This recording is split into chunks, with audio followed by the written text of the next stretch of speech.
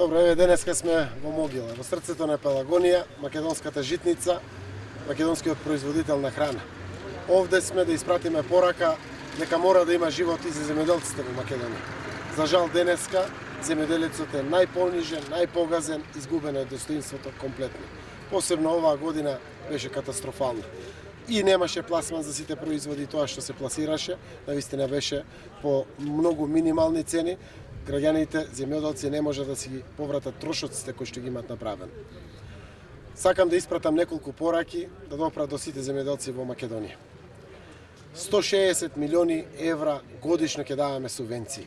Субвенциите ќе бидат наменети да стигнат кај вистинските земјоделци.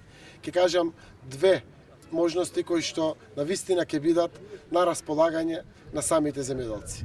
Првата можност е субвенциите да стигнат тогаш кај нив кога им требат. За производителите на овошје ќе стигнат во периодот март-април кога почнува производствена сезона. За производителите на жито тоа ќе биде веќе септември-октомври кога завршува жнеењето на житните култури и почнува подготовката на наредната сезона. За сточарите тоа ќе биде јуни-јули кога е најевтина храната за стоката и добитокот кој што го гледат сточарите. Истовремено, за набавката за секое ново грло добиток ќе имаме зголемени 30% повисока субвенција, се со конечна цел да расте стадото кај сточарите.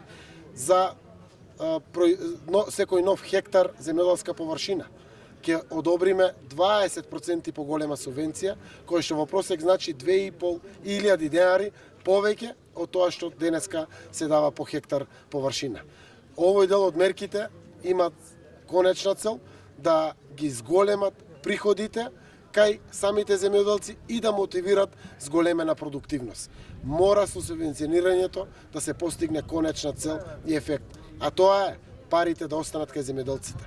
Најзначајната мерка ќе биде организиран, добро испланиран пласман за земјоделското производство во Македонија.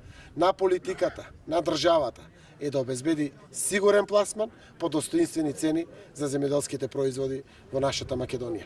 Тоа мораме да го направиме, постојат решенија за ова работа, преку отварање на пазарите и преку планирање на производството согласно потребите на домашниот пазар и на традиционалните пазари на кои што се продаваат нашите земјоделски производи. Мора земјоделците да имат живот во Македонија. Само со богати земјоделци, само со достоинствен живот по селата, знаеме дека ќе ни живеат и градовите. Иднината на Македонија е во селото, каде што досега е напуштено, иселено, мораме да ги вратиме децата во целата наша Македонија, посебно во руралните средини, за да може да се обработува земјоделското земјиште, но и да останат овде пари со кои што младите ќе можат да бидат доволно храбри да стапат во брак, да чекат деца и да развиват свој план за животот во нашата земја.